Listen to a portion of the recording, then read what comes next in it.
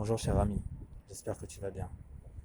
Merci de m'écouter. Je vais essayer d'être le plus précis, le plus concis possible en espérant que ce message te plaira, te conviendra, te permettra de te développer et surtout de pouvoir voir loin. On voit dans la paracha de la semaine que Yosef Hatzadik, avec la femme de Potiphar, qui essaie de lui faire du rentre dedans, entre guillemets, qui le séduit pendant un an. Pendant un an, elle le séduit. Elle change de tenue 3 ou 4 fois par jour, je crois.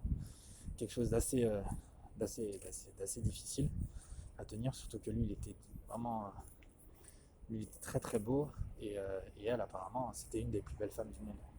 Donc, c'est compliqué. C'était assez compliqué pour lui. Euh, mais il a tenu bon, il a tenu le coup. Et, euh, et au moment où il a failli, vers la fin, il a failli tomber. Même si encore une fois, quand il a failli tomber, c'est parce qu'il y a des grands secrets derrière. Parce qu'elle a donné un argument de folie par rapport à la faute originelle, par rapport à Adam, Ève et le serpent. Elle a expliqué en gros, hein, je vais essayer d'être le plus rapide possible. Évidemment, c'est sur un pied, hein, faut étudier aussi là-dessus, se renseigner et étudier sur ce que je vais dire. C'est par rapport au Zohar. Elle lui a dit comme quoi elle était la réincarnation du serpent et que lui, il était la réincarnation d'Adam. Donc du coup, elle lui a dit, regarde, on va faire comme si on allait fauter. Et en fait, on va se mettre dans le lit tous les deux. Juste, tu vas te mettre à côté de moi. On va faire comme si on va fauter. Et comme tu vas te retenir au dernier moment, eh ben, tu vas réparer la faute originelle. C'est quand même un argument de fou. Là, elle s'est dit, là Youssef Attali qui s'est dit, ah ouais, mais attends, mais c'est bien ça. Ça m'intéresse. Forcément, elle a usé d'un argument, après qu'elle ait usé d'un argument, entre guillemets, les arguments logiques d'aujourd'hui, elle a utilisé un sacré argument, quoi.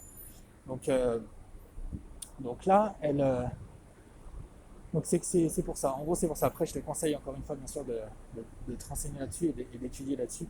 C'est euh, c'est c'est, euh, c'est dans le Zohar normalement. J'ai pas la référence, mais en tout cas, c'est quelque chose voilà, qui est connu.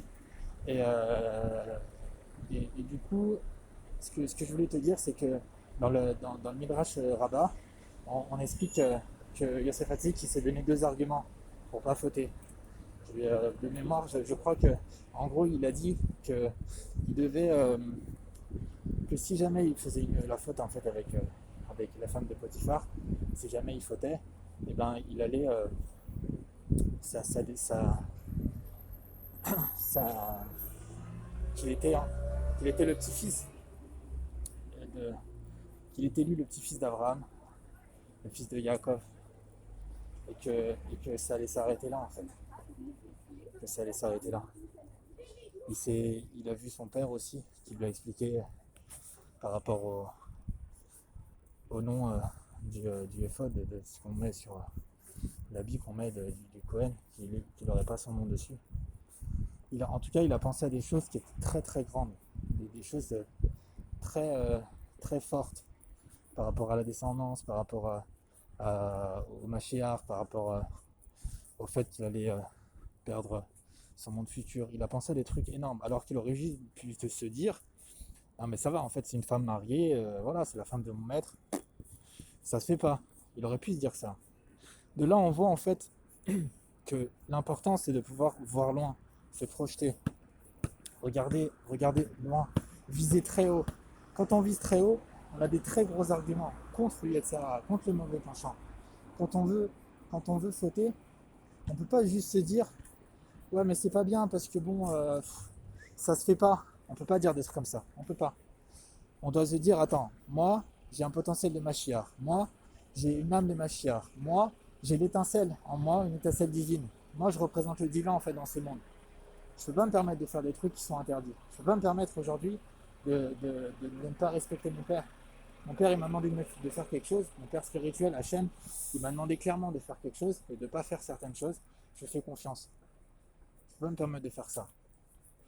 J'ai un monde futur. Je sais que j'ai un monde futur, j'y crois. Dur comme fer. Je sais que ça existe. Je suis pas dans ce monde juste pour manger, dormir et travailler. J'ai quelque chose, j'ai une mission spéciale à faire dans ce monde. Et je peux pas me permettre de perdre du temps, perdre mon énergie, perdre mon cerveau dans des bêtises. Ça, ce sont des vrais arguments.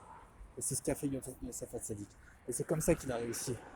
C'est comme ça qu'il a réussi. C'est comme ça qu'il s'est battu. Alors mon cher ami, je t'en prie, écoute ce conseil.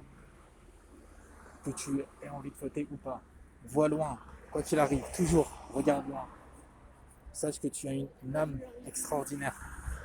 Si tu écoutes ces messages, c'est que tu as une âme magnifique, une âme extraordinaire. Parce que on n'écoute pas, des encouragements improvisés ou des prières comme ça parce qu'on vient de se lever le matin et qu'on a envie de prier tout d'un coup. C'est un travail sur le fond. C'est quelque chose qui est très, très grand, qui est très puissant. Rabbi Nachman, il a parlé des heures sur la puissance de la prière. Je vais essayer, si Hachem me le permet, de pouvoir lire en hébreu, chanter en hébreu et lire en français quelques leçons sur l'art de la prière. Donc voilà mon cher ami, regarde loin, c'est très grand tout ce qui se profile, c'est très beau, juste vois loin. Et n'oublie pas que quand on faute, c'est un plaisir qui est réduit, c'est un plaisir réduit à 5 minutes, même pas. Alors que le fait de pouvoir résister à ce plaisir-là, c'est un plaisir éternel. Voilà mon cher ami, j'espère que ça t'a plu. Si tu as besoin, je suis là et à très bientôt.